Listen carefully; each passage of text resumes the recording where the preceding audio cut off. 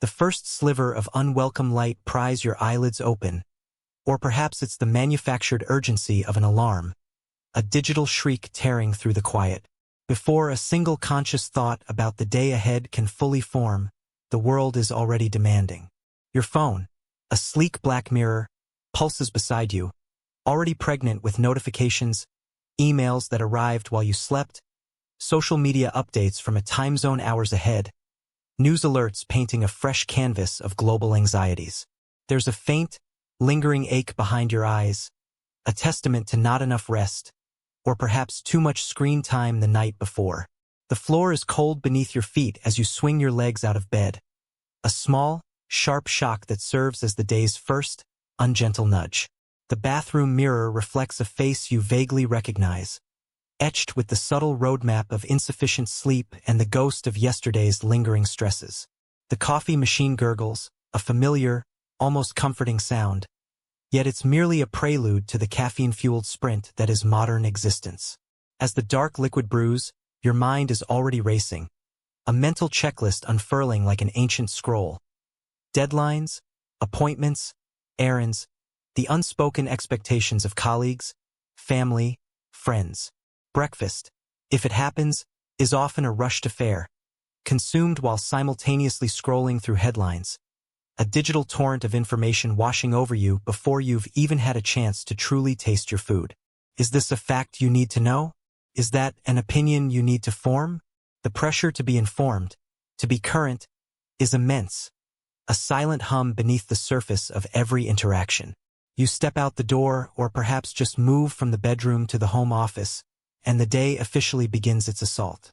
Commutes, whether physical or digital, are a battleground for attention. If you're driving, it's a symphony of horns, brake lights, and the low thrum of other people's impatience. If you're on public transport, it's a sea of faces, most buried in their own devices, a collective escape into private digital worlds, even amidst a crowd. The air itself seems to vibrate with a restless energy. At work, the barrage intensifies. Emails flood the inbox, each one a tiny demand on your time and mental space. Meetings, often back-to-back, blur into a montage of faces on screens or around a table, discussions about targets, strategies, problems to be solved. The open-plan office, once touted as a hub of collaboration, often becomes an echo chamber of distractions, a nearby phone call, a burst of laughter, the rhythmic tapping of keyboards, each sound a tiny pebble disturbing the already choppy waters of your concentration. We've become masters of multitasking, or so we tell ourselves. We type an email while listening to a conference call, scan a report while a family member recounts their day, plan dinner while mentally reviewing a presentation. But this isn't efficiency. It's a fragmentation of our focus, a constant state of partial attention. Our brains, not designed for this relentless switching, protest in subtle ways. Forgotten details, increased errors, a pervasive feeling of being busy yet unproductive. It's like trying to listen to 5 different songs at once. You hear the noise, but you miss the melody in each. The promise of technology was to make life easier, to connect us, yet it often feels like we're tethered to 1,000 invisible strings, each one pulling us in a different direction. The ping of a new message, the buzz of a notification, these have become conditioned responses, digital masters to our Pavlovian obedience. And it's not just the demands of work. Our senses are constantly bombarded. In the city, it's the cacophony of traffic, sirens, construction, the incessant chatter.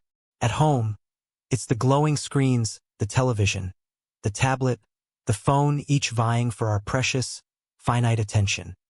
Even silence can feel alien, uncomfortable, quickly filled with a podcast, music, or the endless scroll.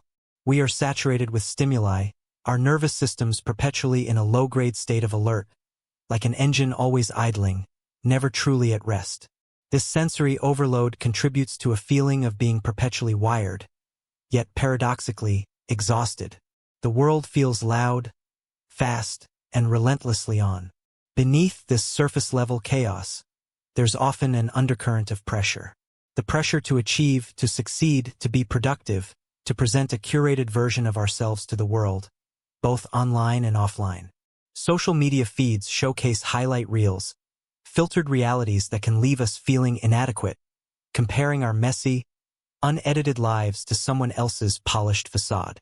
This constant comparison, this striving for an often unattainable ideal, becomes another layer of stress, another source of disquiet. We're running a race, but the finish line keeps moving, and we're not even sure why we're running so hard. There's a fear of missing out, a fear of falling behind, a fear of not being enough. This relentless pace and information overload can erode our ability to truly connect. We have hundreds, even thousands, of friends online, yet deep, meaningful conversations can feel scarce. We communicate in snippets, emojis, and fleeting comments, but the space for genuine presence, for truly seeing and hearing another person, shrinks. We might be in the same room as our loved ones, but our minds are elsewhere, lost in the digital labyrinth or preoccupied with the next task on our to-do list. A subtle loneliness can creep in, a sense of being surrounded yet strangely isolated, disconnected from ourselves and from those who matter most. The very tools designed to bring us closer sometimes feel like they're creating new kinds of distance. Our bodies, too, register the strain.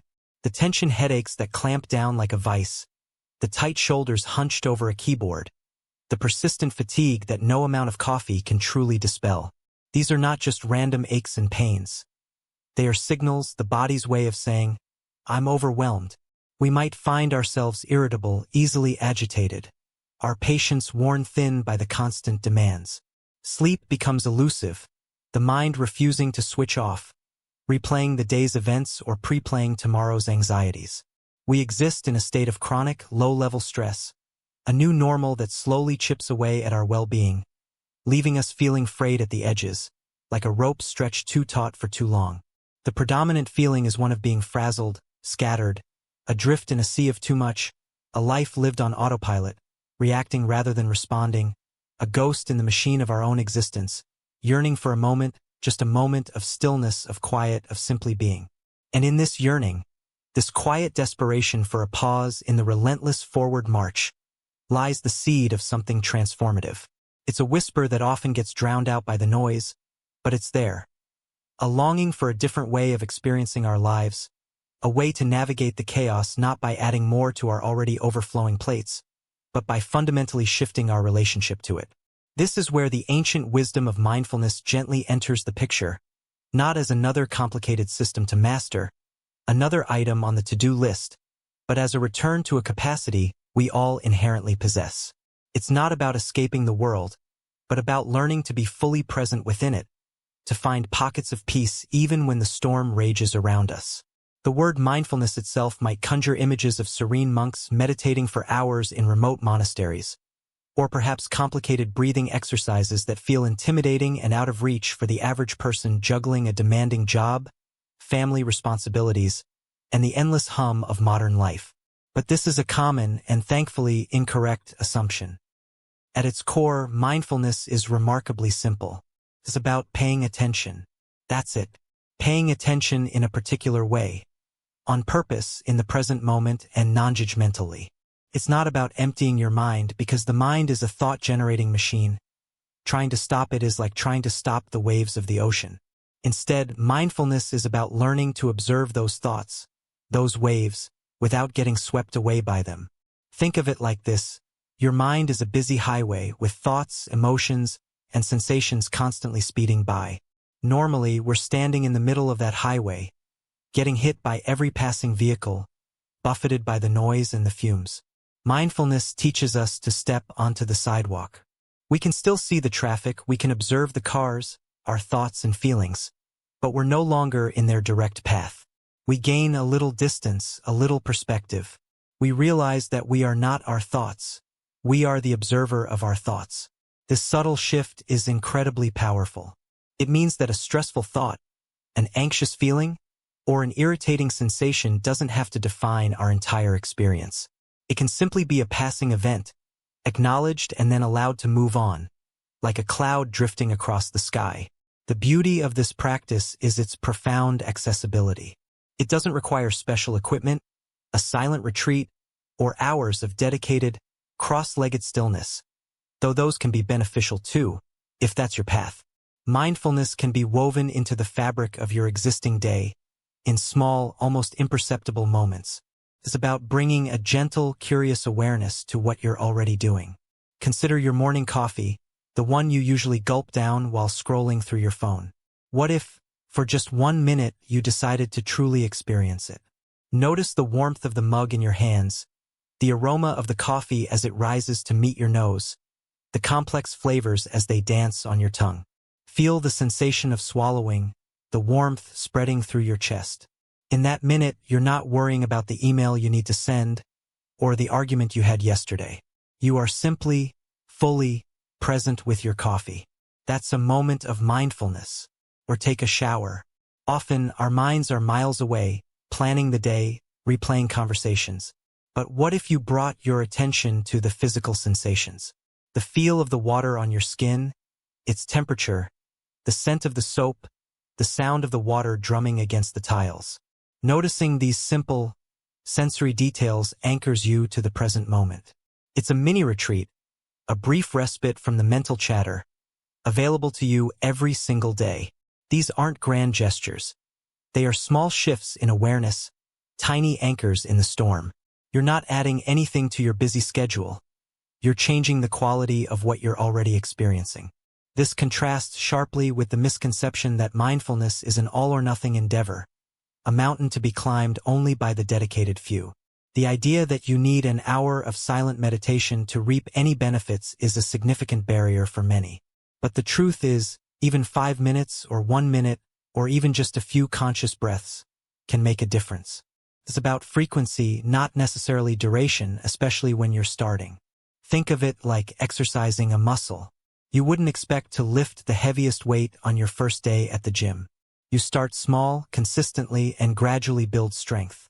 Similarly, these brief moments of mindful attention, scattered throughout your day, begin to train your attention muscle. The non-judgmental aspect is also crucial and often misunderstood. It doesn't mean you become passive or stop having opinions. It means observing your thoughts and feelings without immediately layering on a secondary wave of judgment about them. For example, if you feel anxious, the mindful approach isn't to scold yourself for feeling anxious. I shouldn't be anxious. This is stupid. Instead, it's to simply acknowledge, there is anxiety present. By observing it without judgment, you create space around the feeling. You see it for what it is, a temporary mental and physical state, rather than getting entangled in it or berating yourself for it. This gentle acceptance is a powerful antidote to the self-criticism that so often amplifies our distress.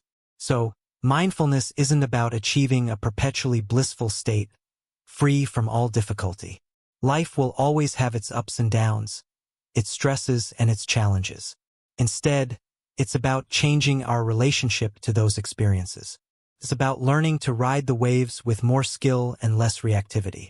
When a difficult emotion arises, instead of immediately trying to suppress it, distract ourselves from it, or get carried away by it, we can learn to pause, breathe, and observe it with a sense of curiosity.